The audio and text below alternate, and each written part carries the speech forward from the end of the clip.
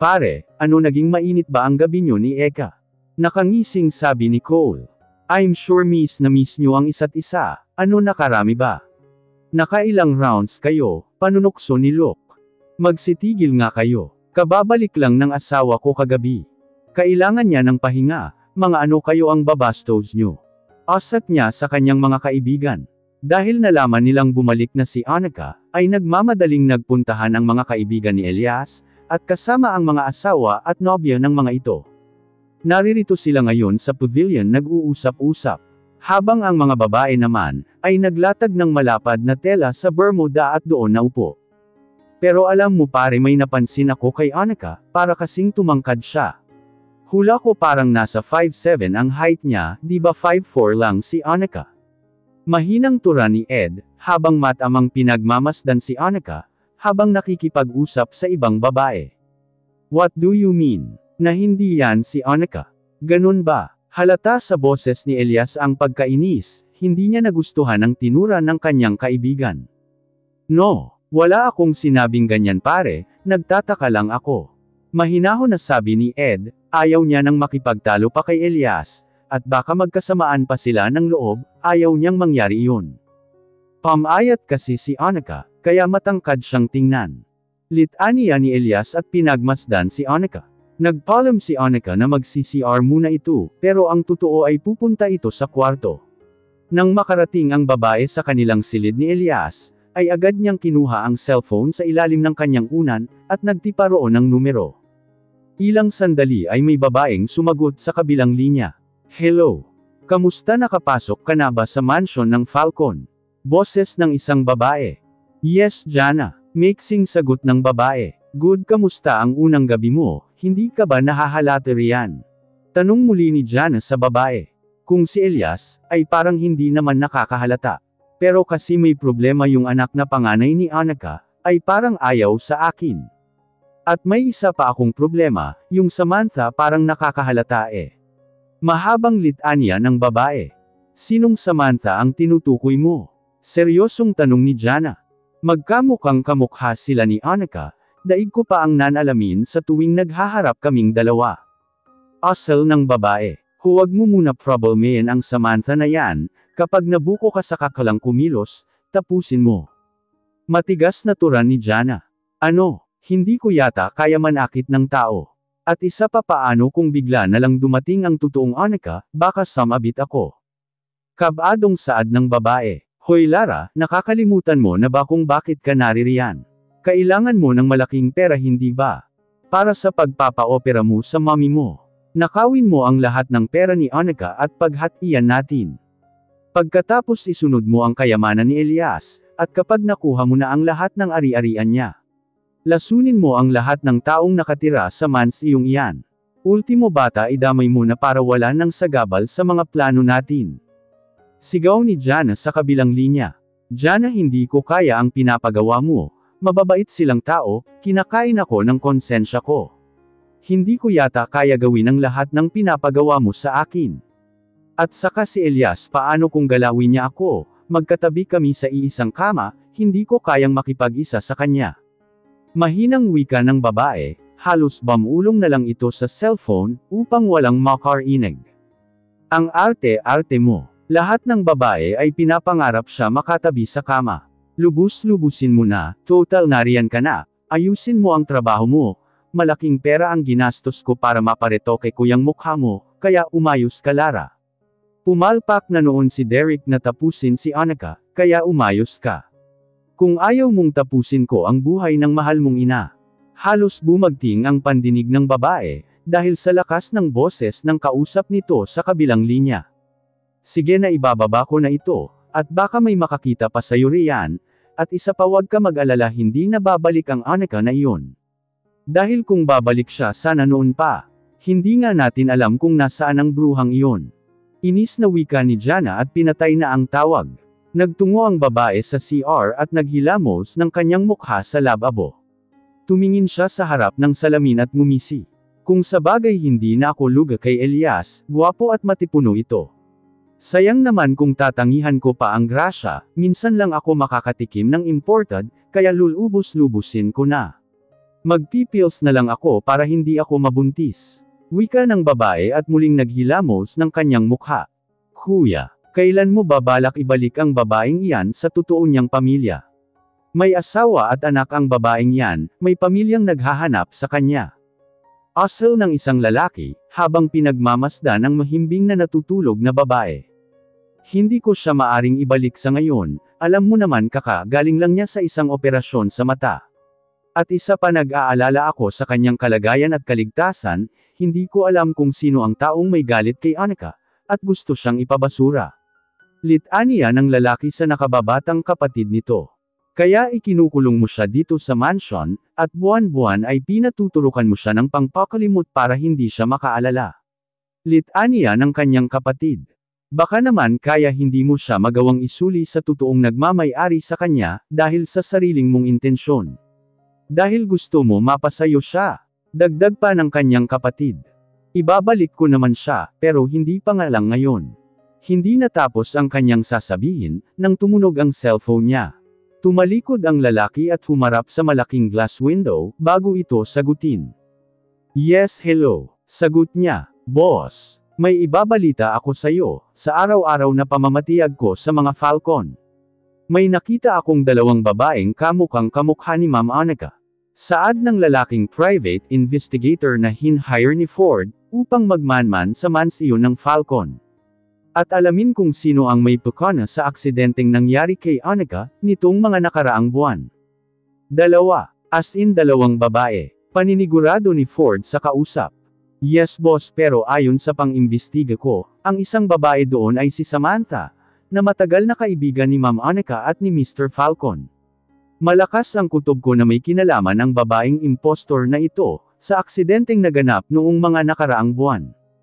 Asal ng lalaki, ipapadala ko mamaya ang mga larawang kuha ko sa kanya kanina lamang. Dagdag pa nito at pagkatapos ay nagpaalam na ang lalaki. Kung ibabalik ko siya ngayon, baka mapahamak lamang siya. Lalo na ngayon may isang babaeng impostor na pilit pumasok sa buhay ni Elias. Matigas na sambit ni Ford de Silva. Sa ngayon ako muna ang kikilalaning asawa ni Annika. Pagagawa ako ng papeles na nagpapatunay na asawa ko siya.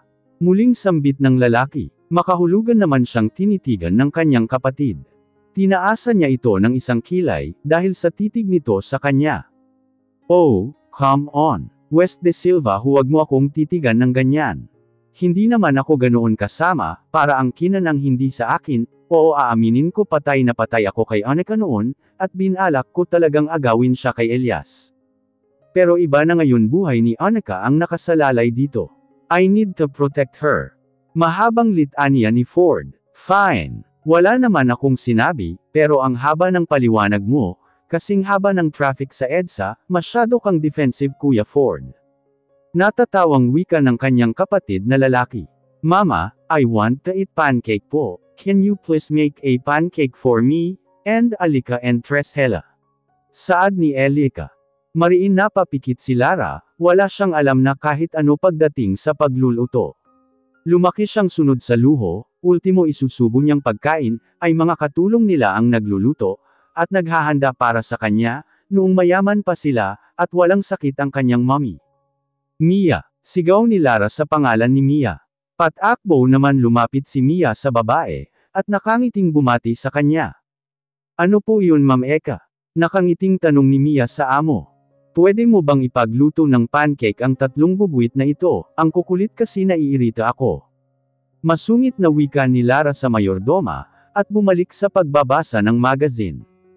Sumimangot ang tatlong triplets, at parang iiyak pa. But mama, ikaw po ang gusto namin magluto ng pancake, di ba po lagi mo kami pinagluluto ng pancake before? Palahaw na iyak ni Elika.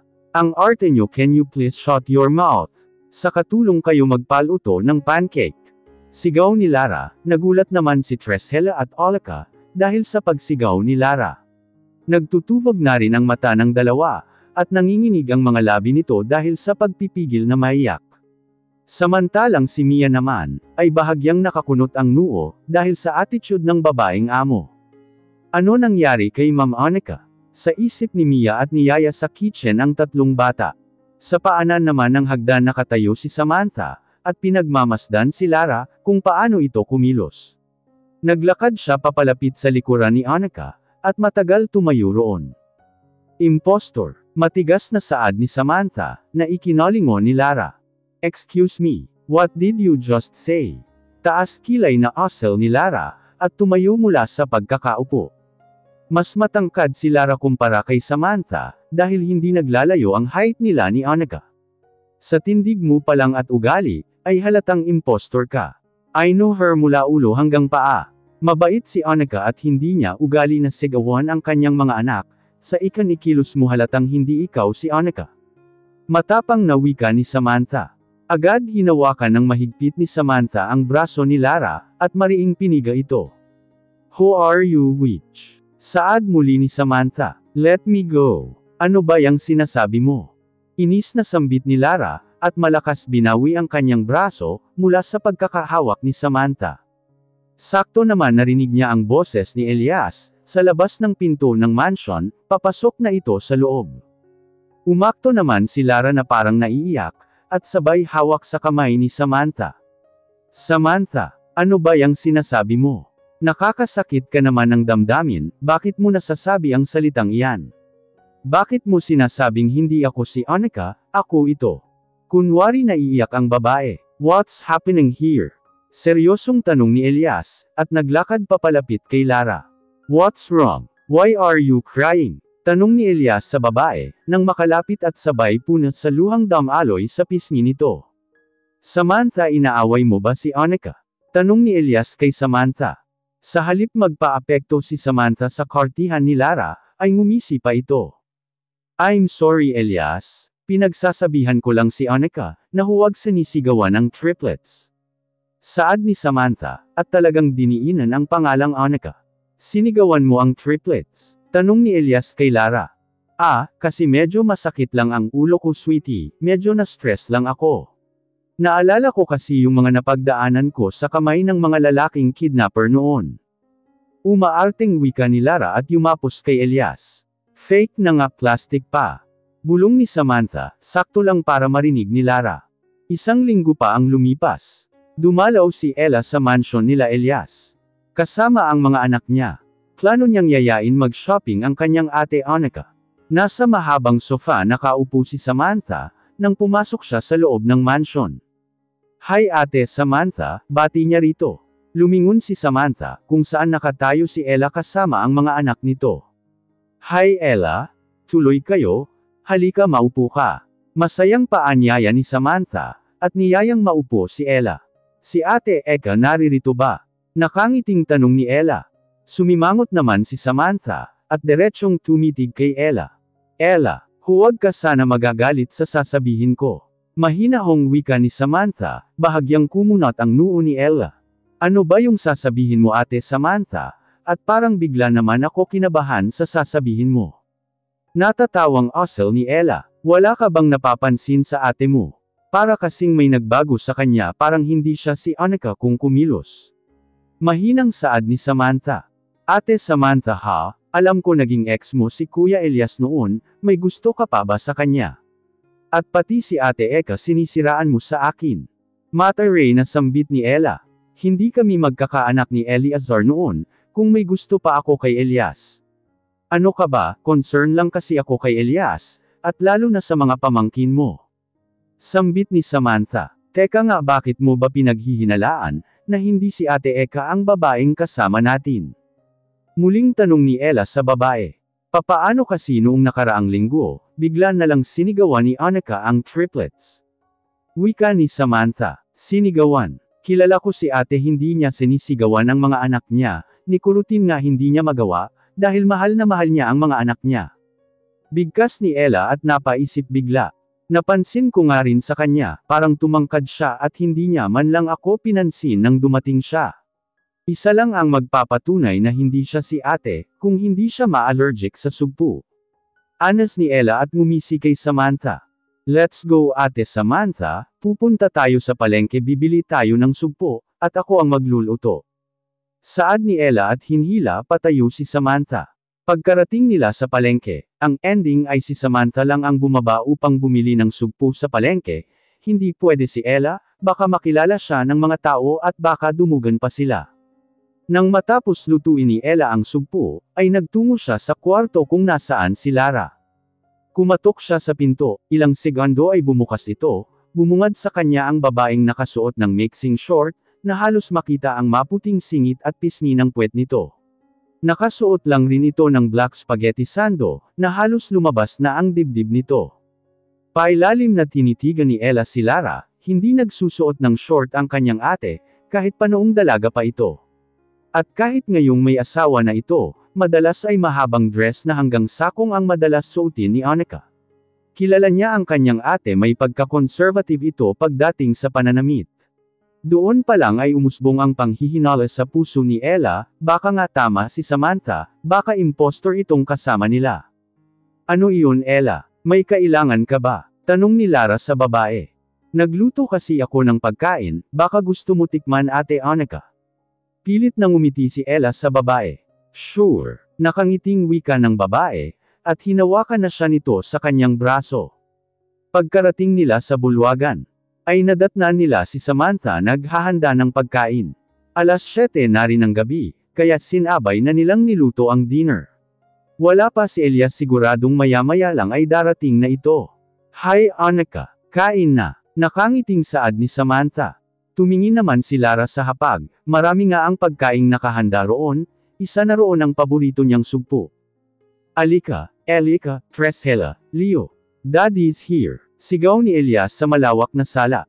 Agad nagbago ang aura ni Lara, nang marinig ang boses ng lalaki, at kumunat ang noo nito, habang nakatitig sa hapag.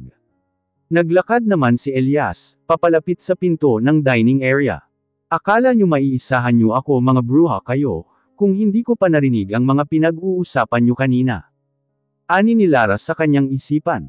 Seriously, pakakainin nyo ako ng sugpo. Alam nyo namang allergic ako sa sugpo, balak nyo ba ako tapusin? Ikaw Ella, baplax ka ba? Alam mo naman may allergic ako sa pagkain na yan di ba? Naiiyak na turan nito, at sabay patagang ngumisi. Sakto lang para marinig ito ni Elias. At dahil magaling na artista si Lara, ay tumulo ang luha nito. Hanggang ngayon ba Samantha, pinaghihinalaan mo pa rin ako? Panunumbat ni Lara sa babae. Mariin naman na pakuyom ang kamao ni Samantha. Ano ang nangyayari? Kunot-noo na tanong ni Elias, at nilapitan ang asawa. Nabigla naman si Elias dahil sa suot nito, pero pinagwalang bahala lang niya ito, at sabay halik sa labi ng babae. Kasi sila alam naman nilang allergic ako sa sugpo, ay gusto nila akong pakainin yan. Umaarteng umiiyak ang babae. Parang nabuwisit naman si Ella, dahil sa asal ng babae. Hindi ganito ang kanyang kapatid, mahinahon ito magsalita, at una sa lahat hindi siya napagsasalitaan ng ganito ng kanyang ate. Kung ayaw mo kumain, hindi ka naman pinipilit. At isa pa hindi lang naman yan ang ulam na niluto namin ni ate Samantha. Huwag kang ang oo ate Eka. Parang hindi na kita kilala, simula nang bumalik ka nagbago ka na. Pagkasabi ni Ella noon ay tumalikod na ito. Nanibago naman si Elias, dahil ni minsan ay hindi niya nakitang nag-aaway o nagtatalo ang magkapatid na ito.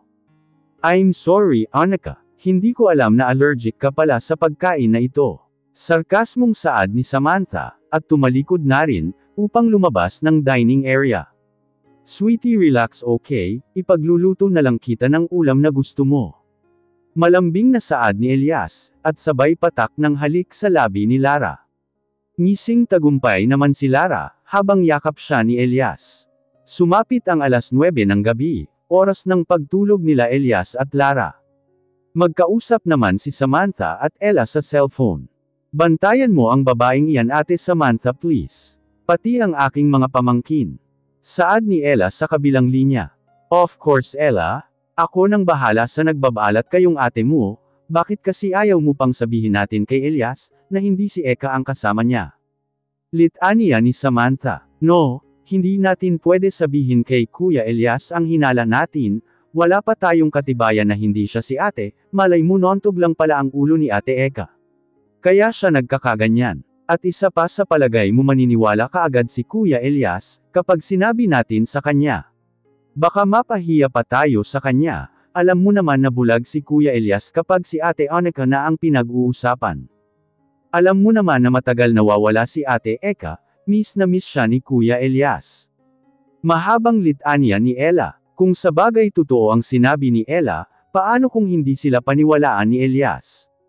Alam ni Ella kung gaano kamahal ni Elias ang kanyang ate, siguradong mapapahiya o pwedeng magalit sa kanila si Elias. Pagkatapos mag-usap ng dalawa, ay nagpaalam na sila sa isa't isa.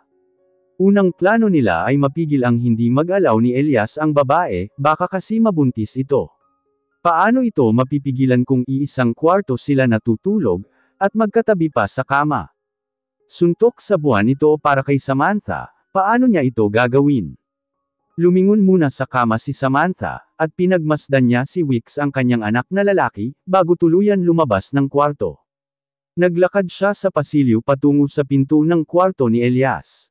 Idinikit niya ang kanyang tainga doon, para marinig ang kaunting ingay sa loob nito. "Oh sweetie," maaligasgas na boses ni Lara. Mukhang naglalampungan na ang dalawa, malanding Elias ito maniyak talaga. Hindi man lang niya ba napansin na impostor ang kasama niya, di hamak na mas sexy si Eka, kumpara sa babaeng iyan, mahinang sabi ni Samantha. Malakas na kinatok ni Samantha ang pinto ng kwarto nila Elias. Hindi niya ito tinigilan, hanggat hindi buksan ng taong nasa loob. Maya-maya pa ay binuksan ni Elias ang pinto ng kwarto, at nakasimangot ang mukha nito.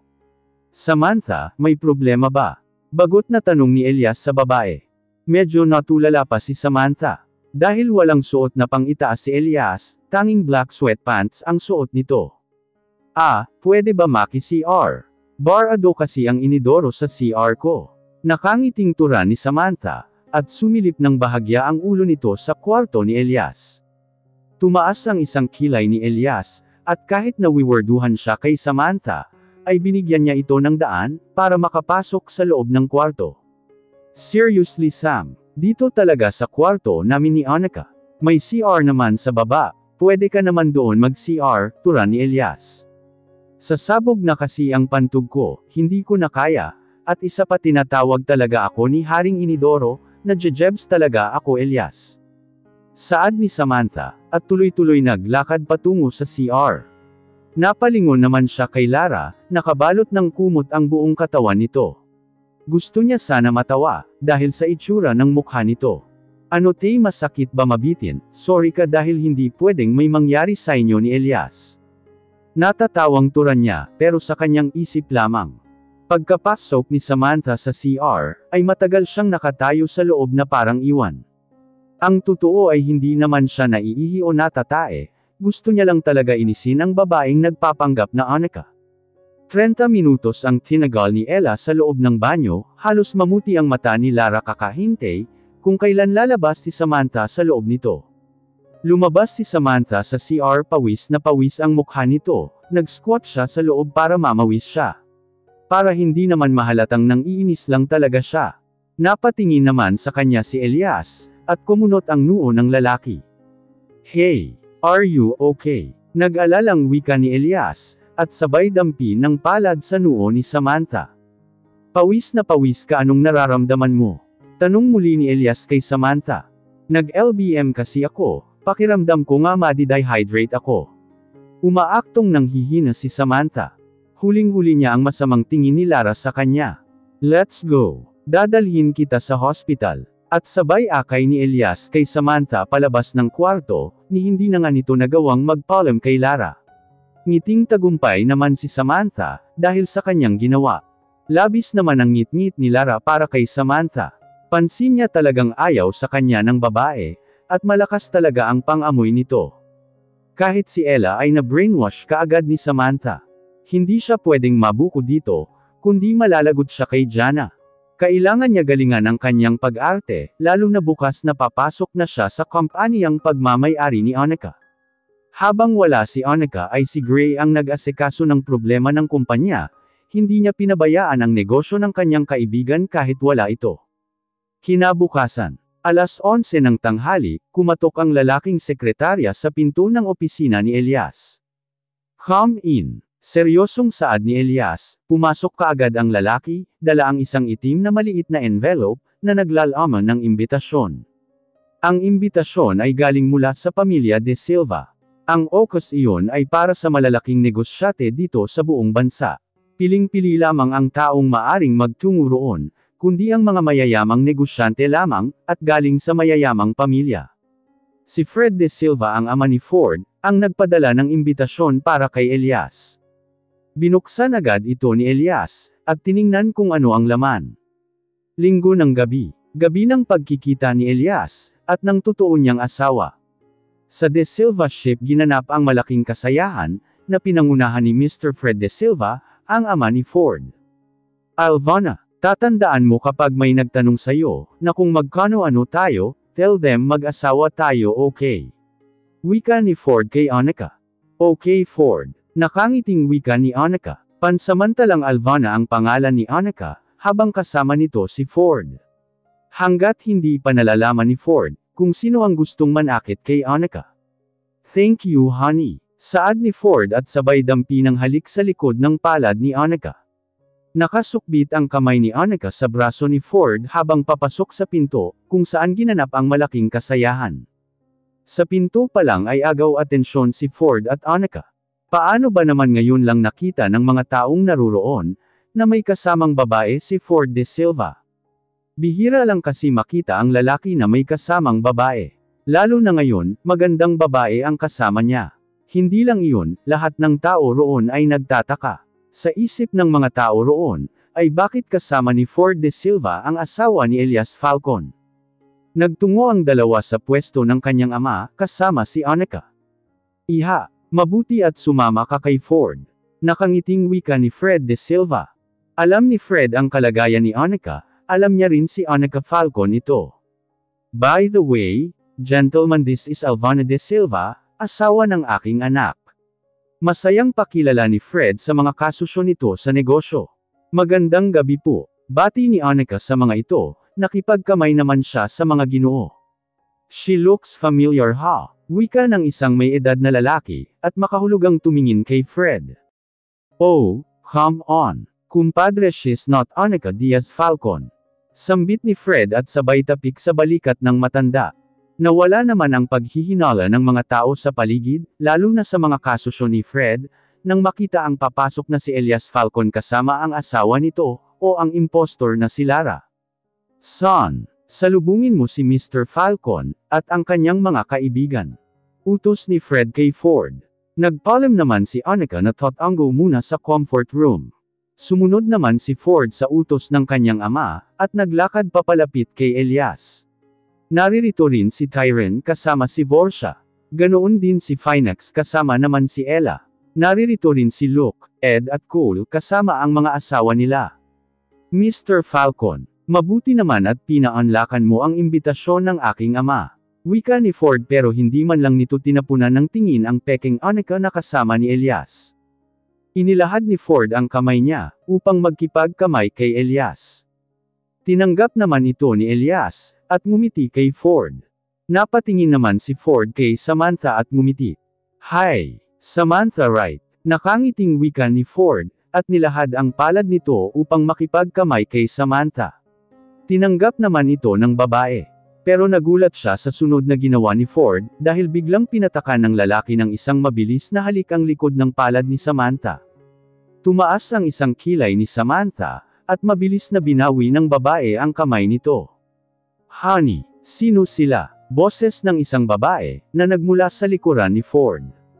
Agad pumihit si Ford, upang ipakilala si Annika, bilang Alvana De Silva. Lahat ng atensyon ay natuon kay Annika, lalo na si Elias, hindi mapigil ang mabigla, marahang bamuka ang labi ni Elias, na tuluyan masilayan ang mukha ni Annika. Holy, salitang lumabas sa bibig ni Cole. Ate Eka. Manghang sambit ni Ella, narinig naman ito ni Finax, kaya tumingin ito sa kanya. Ahem, pukaw ni Ford sa mga taong kaharap nila, natulala na kasi ang mga ito. Ilan pa kaya ang magiging kamukha ni Annika? Bulong ni Luke. Bumalik na sa normal ang mga kasama ni Elias, medyo hindi na makikitaan ng pagkabigla. Kumpara kay Elias hanggang ngayon, ay titig na titig sa mukha ng totoo niyang asawa. Biglang nalito ang kanya isip, ano itong tibok ng kanyang puso ay hindi na normal. Mr. Falcon, baka matuno ang asawa ko. Nakangising wika ni Ford. Winagaway ang kamay nito sa harap ng muka ni Elias. Mahinang naghagik-hika ng mga kaibigan ni Elias. Siguradong aalaskahin na naman siya ng mga ito pagkatapos. Umasim naman ang mukha ni Lara, dahil sa pagkatulala nito, habang nakatitig sa totoong Annika. Sweetie, antag ni Lara sa lalaki. Mr. Falcon, this is my wife Alvana de Silva. Pakilala ni Ford kay Annika sa babae. Agad naman naglahad ng kamay si Elias, habang matamang nakatitig sa kulay gabing mata ni Annika. Tinanggap naman ito ni Annika, at matamis ngumiti sa lalaki. Nice to meet you Mr. Falcon. Sa boses pa lang ng babae, ay para itong musika sa kanyang pandinig. Bahagya niyang pinisil ang malambot na palad ng babae, bago niya ito bitawan. Bakit ganito ang nararamdaman niya, kasama niya ang kanyang asawa, pero sa babaeng kaharap niya nakapako ang kanyang atensyon.